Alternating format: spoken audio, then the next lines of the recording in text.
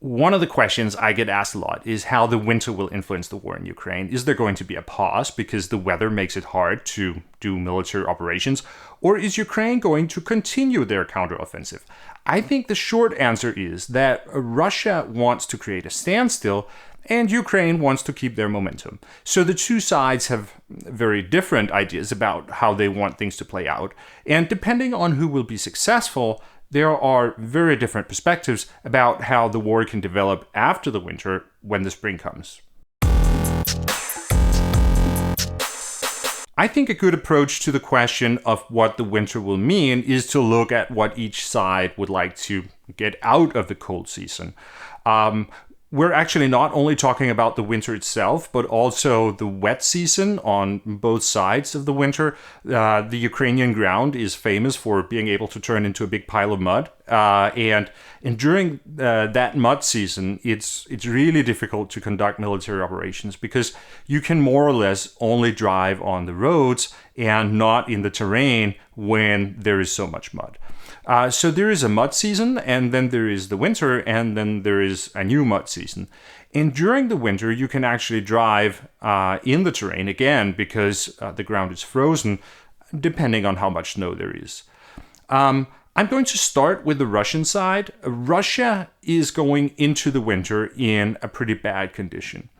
They have lost a lot of territory during the fall, and I think it looks like they have started to realize that they need to start focusing on stopping the accident.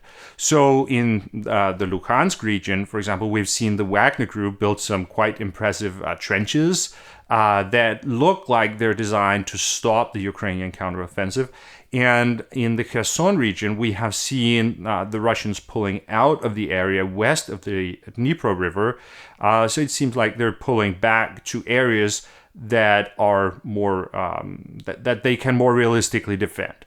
So the Russians look like they have realized how bad their situation is and that they will have to focus on defense for a while.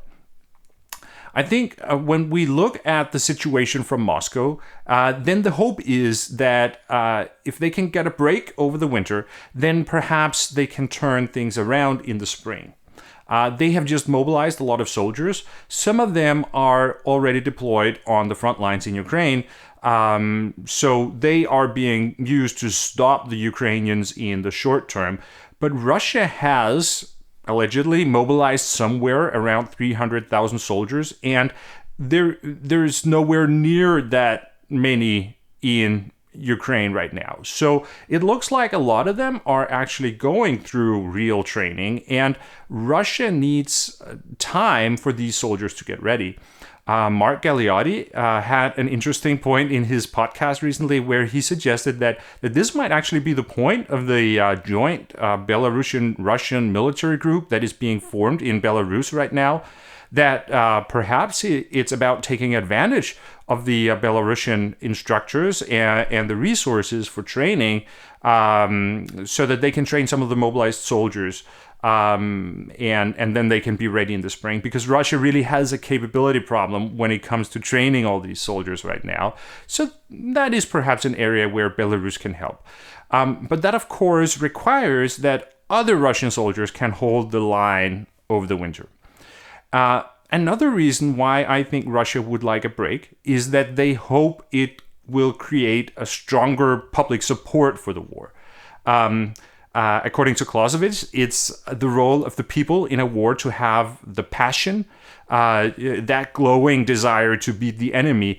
And as I've talked about in other videos, this is one of Putin's problems, that the Russian population in general is disengaged from politics, and that they aren't really passionate about the war on a personal level. So that is why the Russian government is doing what they can to push narratives about the Ukrainians that will evoke emotions in the population. The most recent example is that they have started to appeal to sort of religious ideas in order to do this. So they're doing this with the idea that the Ukrainians are apparently Satanists, because nobody likes Satan. So both Christians and Muslims can agree on that. And not only are the Ukrainians the worshippers of Satan, they're actually the terrorists of Satan, because they're plotting to attack civilians with a dirty bomb and to blow up the Nova Kakhovka Dam. So I think they hope to use the winter to create passion for the war. The declaration of martial law in Russia may also help building that increased awareness of the war and perhaps the desire of the Russians to engage personally. Then I also think that Russia is going to use the winter to get in as good a position as possible for a spring offensive. They're right now in a process of withdrawing their forces from the Kherson region west of the Dnipro River, but they will want to take it back at some later point. They have annexed the territory, so from a Russian perspective, it's a part of Russia. And I think it's totally impossible that they would accept a situation where a part of Russia is under the permanent control of another government. So I think it's an open question whether they are also going to withdraw from Kherson city or if they're just withdrawing from the areas around the city. Because if they can hold on to the city until the spring, then they will have a bridgehead on the other side of the river that they can use. And that would be much easier than having to establish a new bridgehead later on. And that also means that I actually think it's unlikely that Russia is going to blow up the Nova Kakhovka Dam. At least unless Ukraine really gets momentum and takes the city and then continues on the other side of the river. And then finally, of course, Russia hopes that the West will lose determination to support Ukraine during the winter if there is a big economic crisis. So I think that's what Russia wants to get out of the winter. They want things to come to a standstill on the front lines so that they can get a break and prepare to get back on the offensive. For the Ukrainians, the goal, of course, has to be to prevent that from happening. They have momentum right now, and from a Ukrainian point of view, there is really no reason to giving the Russians a break. And while it can be difficult to wage war in the winter, it's not impossible. There are several examples from military history of successful winter campaigns. And one of the things that you can take advantage of is the problems your opponent can have with logistics. In winter warfare, the troops need more supplies. The vehicles need more fuel when they drive in the mud or in the snow, and they will use fuel for heating. And the soldiers will be more dependent on the food that they can be provided. During the war, we have seen many reports about how Russian soldiers need to find food from different sources on their own. But in the winter, it's just really hard to live from the things that you can find in the forest. And also the maintenance of weapons is much more difficult in winter conditions. And Ukraine has until now been really good at hitting the Russian logistics. And I think they're going to continue doing that. That can potentially make it a very unpleasant winter for the Russian soldiers.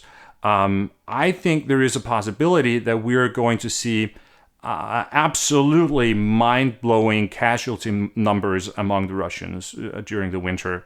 And that can make it possible for the Ukrainians to keep momentum. Because soldiers that have been freezing in the forest for many weeks without food, they're just not going to put up a big fight.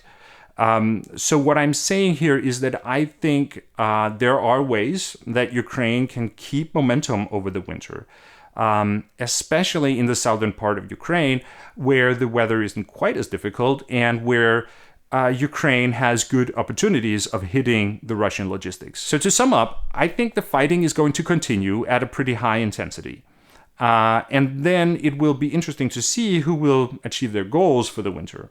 Russia is under pressure right now, and things are looking bad for them, but it looks like they have a plan for how to turn things around. But on the other hand, it also looks like Ukraine has a plan for how they can turn the winter into a nightmare for Russia. Okay, I'm going to finish here. If you found the video interesting, please give it a like. It's a big help because it tells the YouTube algorithm to show the video to more people. And you can also subscribe to the channel and click the bell icon to receive notifications when I upload a new video. Thank you very much for watching, and I will see you again next time.